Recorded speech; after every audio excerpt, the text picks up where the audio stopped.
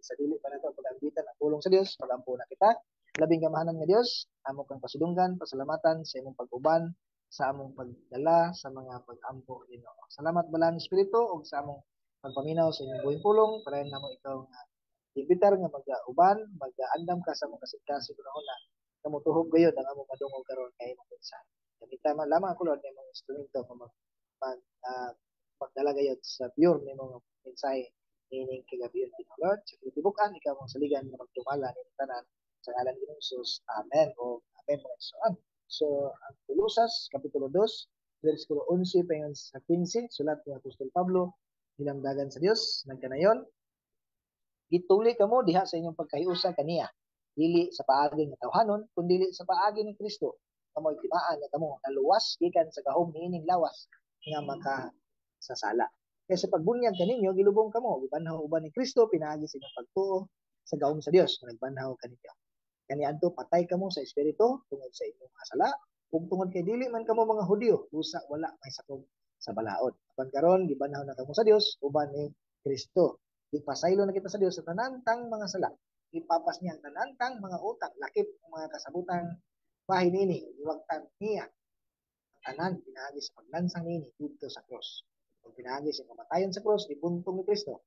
Ang mga espirituhanong pangulo ug otoridad, ipasudayag niya ngadto sa tanan ang ilang kapildihan. So kana pulong sa Dios na atong pagahimahimayon ini kagabion mga igsoon. So agig series man kini tuloy-tuloy raman ta nagdisgot dinhi sa Kolosas ana ta sa chapter 2 ang atong previous nagdisgot ta kang Kristo Jesus sa kita makasubay sa sakong pagkinabuhi balig-on o mapasalamaton karon ang atong uluhan o tungod sa cross una nga punto maluwas ta sa kaulitan sa sala no? Ang illustration na gihatag may tungod sa pagtuli no? Ang pagtuli mao na ang dahil tangtangon, yamis sa lalaki, no? Pagtunto, putol sa palibot ni ini, no?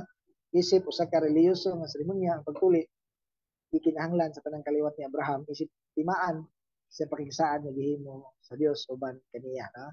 Sa balaod ni Moses, giila po ning gisubli, o ang mga diyo hangtod karon nagapadayon sa pagbuhat ni anak. So, ang pangutana, ikinahanglan pa ba kini, no? Ang ubang mga ginikanan, patuloy sila mga anak, kay lagi kultura man, uban po, ginikanan, kailangan patuloy lang anak kay mo inaandan or kung dili matuli ibuli man kansawan no apan ang ubang kultura di gyud sa ila uso ang tuli no naaw sa issue ni anak tungod sa kahimsog so say benepisyo ni ang issue sa ka issue mo relihiyosong pagtulunan karon unsay giingon sa pulong sa Dios mga Kristiyanon mga igsoon sa New Testament wala na kay lalom sa balaod sa daang tugon wala na nila kinahanglan ang pagtuli no daghang sport nini sa Bible mga igsoon gani nakalati dinhi sa preparar nga dili na ako isa-isahon no ang pagkaluwas gikan sa atong mga sala mao'y resulta sa pagtuo nato kang Kristo Jesus no ang iyang nahuman nga buhat didto sa cross mao na ang makaluwas dili ang pagtuman sa panggawas nga ritual no kung dili kana makaluwas kung dili pud makapahimuot sa Dios so klaro klaro ang gikinahanglan nini dili ang panggawas nga pagtuli kundi ang kasig-kasig.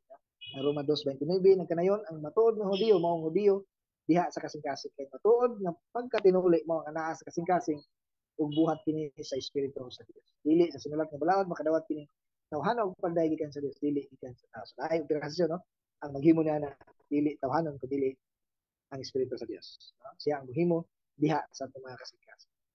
Deuteronomy 10:16 busa putlian ninyo ang inyong kasing-kasing ayaw na kayo pagahi sa inyong ulo.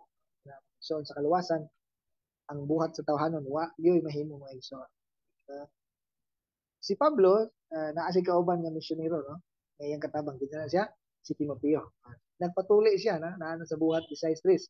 Si Timoteo sa kahap nga Hudiyo ug gituli siya ni Pablo aron dili siya mahimong babag samtang nagtinguha sila sa pagtabang sa pagluwas sa mga Hudiyo.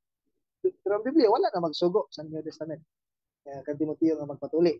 Apan kini mo usa ka butang nga iya pod nga kabubuton niya nga gibuhat sa tumong tinguha nga ma-reach out no, ang mga Hudiyo. So klaro nga gisulti ni Pablo sa mga taga Galacia ang pagtuli di gyud makatabang alang sa kaluwasan or pagbalaan diya kang Kristo. Siyempre ang itabo kang Timoteo dili direktang ma-apply nato karon tungod kay ang mga Kristohanon na dili kinahanglan magpatuli aron makaabot sa mga dili magtotoo. Diyo man o hintay no? Tuli no sa ato sa physical cleansing no? Paghinlo sa tinatawag no? Sa makausap pa ang prinsipyo sa pagtuli nagimatir gayod kasi no? Tuli tawhanon ay giputol cleansing sa tao sa spiritual pagkahiusa kay Kristo by faith ang pinagis pagtuo kaniya ta mahinduan timaan nga kita luwas na gikan sa pagka simple nature mga kasala giputol gibulag gikan sa pagkadautan gikan sa pagkawalay pagtuo sa Dios giputol ang kinahiyang nga masupilon o gipulihan kasi nga mas silundon no makalag miling kawas na sa pirming buhat sala quiet na dili na magpaundayon dili na mo rason nga tao ra man gid ko no kay nahiusa naman kang Kristo no nanay gahom nanay nga mo ayaw no sa pagpakasala no? Kay nahiusa naman kang Kristo maka-create na kini og guilt or ulaw na kaya ang buhi ug balaan ng isip sa Dios mo'y magdala mo'y magtukmod sa tao maulaw ug ulsol ug maglikay sa pagpakasala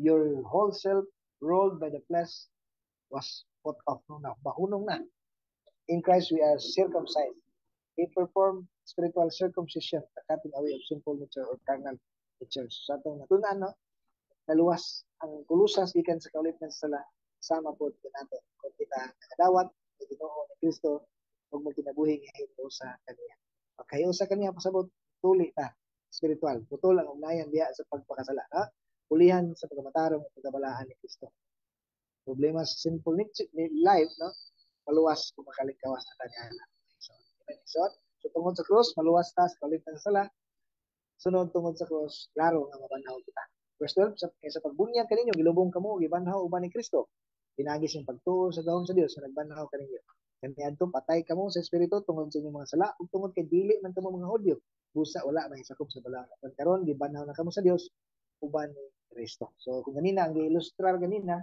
may tungod sa pagtuli karon ang sunod gi-ilustrar may tungod sa pagbunyag nakaimot lang ko no sa mga nagian ako nga debate sa social media no naigilid to sure mo nga baptismo tagabunyag mo ano ang ilang gusto ipasamot nga baptist kato ra nagbunyag kay si Juan John the Baptist tawag si John the Baptist gabunyag siya so ang Baptist kato ra nga pamunyag dili ang mga libro no? Ang ila lang leader murag magkakwanta ba grabe na gid ka di ko kay mga debate so karon magisaon ang bautismo sa duha ka ordinansa nga gitukod gihatag ni Ginoong Hesus alang sa simbahan alang sa katawan wala pa ang pagkayad ni Jesus ngayon sila lakaw ug paghimong tinunan sa kanasuran bautismohin sila sa ngalan samahan sa anak sa Espiritu Santo ug tuloy sila sa pagtuman tanan nga akong gisu kanimo sa pagkatinuod I am with you always till the end of days ako magauban kanimo hangtod sa katapusan sa kalibutan sa Mateo 28 verses 19 to 20 no kini nga instruction ang klaro nga simbahan na naagay responsibilidad sa pagtudlo sa pulong sa Dios no paghimong tinunan ng pagbautismo ni adtong mga disipulo ug kining tanan buhaton bisan asa tanang nasod hangtod maabot hangtod sa katapusan sa kalibutan so ang baptism importante gayud tungod kay si Jesus ang nagsugo ug siya mismo ang nagmodelo niini nagpabunyag pud siya ha? Ang mga Hudyo sa karang panahon bubunyag sila sa mga kinabig aron ipailang mo ba na ni nakabig na nato ni no si Juan Bautista migamit sa bautismo alang sa pag-andam sa dalan sa Ginoo na dili lang sa mga hintil no tungod kay ang tanan naginahanglan sa paghinulsol ang bautismo ni Juan nagpasabot sa paghinulsol ang Kristohanong bautismo no sa atong kapanahonan na ay mas lawom nga kahulugan no ang bautismo kinahanglan himuon sa ngalan samahan sa anak Espiritu Santo o diha mahimong Kristohanon no pinaagi ni nga ordinansa ang sa katawo dawat sa panag-uban sakop na sa publiko nga pagpahayag sa pagtuo ng pagkatinunan ng Kristo Jesus. Kung kita maluwas, kita pag-bautismuhan. Uh, 1 Corinthians 12:13 ngayon kitang tanan di bautismuhan so sa espiritu aron mahimong usa ka lawas o diyo man o hintel o lipon o gawas na kitang tanang gihatagan o usa ka espiritu. Ang bautismo pinaagi sa tubig, usa ka reenactment sa bautismo pinaagi sa espiritu. So, ipakita nga bautismo sa tubig na ay reenactment, no? Pag-aksyon gikan sa pagbuhat ni inis tubig na spiritual usab pagbunyag. Gustuhan ng bautismo nagulagway sa dramatikong estilo, kamatayon, paglubong, no? Pagkabanhaw, pag-isa diha sa tubig, no? Nagulagway sa atong kamatayon ngadto sa sala ug bagong kinabuhi diha kay Kristo. Samtang ang makasala musugid angkon kinang Hesus diha siya anyang sala hinluan ug mabanaw siya ngadto sa kabag-ong kinabuhi. Iunlod patiglom murag gilumsan ang sala nga naa didto, no? Dayon pag arsa ulutaw ikan sa tubig patunga ipakawas nagrepresenta nga nahinluan na balaan ang kinabuhi kunay ni Palo sa mga isa. So, Roma 6:4 magpahayag. Busa kita gilubong uban kaniya pinaagi sa bautismo ngadto sa kamatayon aron ingon na si Kristo gibanhaw gikan sa usa ka patay pinaagi sa himaya samahan kita sa pagkinabuhi ug bagong kinabuhi. Gibanhaw kita uban kaniya kay si Kristo wa man dito nagpabilin sa lubnganan nabanhaw man siya after 3 days, no? By faith kauban kaniya dito sa cross. Ngani Apostol Pablo dili man literal nga nag-uban sila ni Jesus apan ingon siya I am crucified with Christ, no?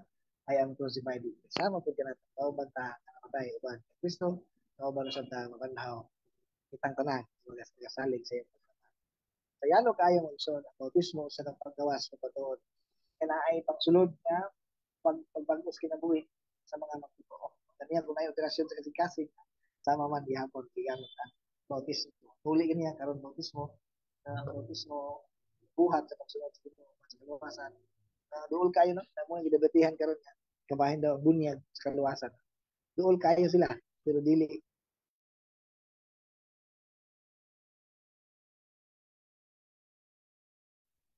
kini kinahanglan ang maluwasan sa mga panghitabo. Una gayon ang usa ka tawo nito ni Ginoong Hesus aya din siya pagabautismo. Katong midawat ang buhat 2 buhat 6 kung 15 katong midawat sa mensahe ni Pedro gibunyagan. Dawat una sa mensahe ay din bunyagan. Bago magtotoo ni Kristo kinahanglan magtinguha na usab na mabunyagan sa labing madali nga panahon. Sa buhat 8 sa diyang si Felipe misulti sa may balita may tungod ni Hesus ngadto sa Ethiopian eunuko, no? Bodyguard sa anak sa hari, no? Kung samtang sila panaw sa dalan, sila nahiabot sa pila ka tubig ang eunuko mingon tan-awa ani ang tubig unon siya midawat sa mensahe nga sa Dios dala ni Felipe. Ingon din siya unsa makababag sa akong pagpabunyag. Diya ilang gipahulong ang karwahe ug gibautismohan ni Felipe ang tao. So diya mo so importante ang obedience man maluwas dawatan mensahe ni Kristo man dawatan gospel ay dayon yeah. All the way of life mapan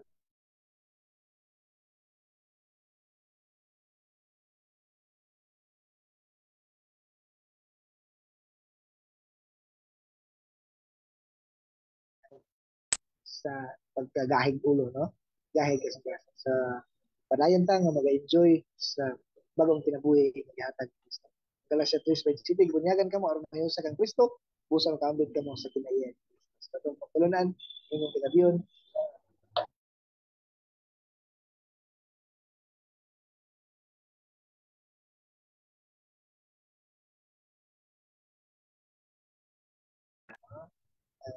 application na dapat mabunyag ta as obedient to God, na maman ka nagibuhat ni Jesus o sa iyang mga sumusunod.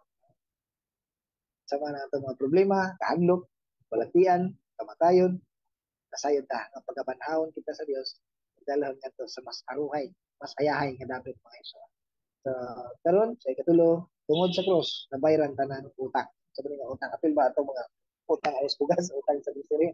Verse 13, ipasaylo na kita sa Dios sa tanantang mga sala. Ipapas niya ang tanantang mga utang, lakip ang mga kasabutan bahin nini. Kung iwagtan niya ang tanan, pinagis paglansang nini dito sa cross. Utangan pa sa Dios mga isuran, akan kini nga utang iyang ikansila. Erase, iwala, pinagis paglansang nini sa cross ni Kristo Jesus mga isuran. Si Kristo Jesus, mo hingpit nga bayad, full payment alang sa utang alang sa mga sala laras tanan iyang gibayaran titilistay. It is finished. Paid in full. Bayad na. Wala na kayo na pa. So, basta, siya lang atong tuhan, kanang itong utang sa Diyos, tanan atong pagka makasala, tanang kaligot-got sa Diyos samahan, ibayran na. So, tanan ta, ngay tulubagon sa Diyos, iwagtang, iiris niya, unang dako, gid kaayo, kalambigitan ang cross sa atong pagkakristanan mga igsoon. Sa atong simple nga petition, napamatay guilt mga igsoon, napabay makaingon nga di man siguro mapasaylo sa Diyos ni akong sala. Okay ra inyo sala, pero ako ang lisod nga mapatay lang. Igsoon, kung sa may sala, ngayon mong gidala karon, i-surrender sa Ginoo. No? Kay apil na sa papasod sa Dios, tanang makasala, igo ka sa Dios.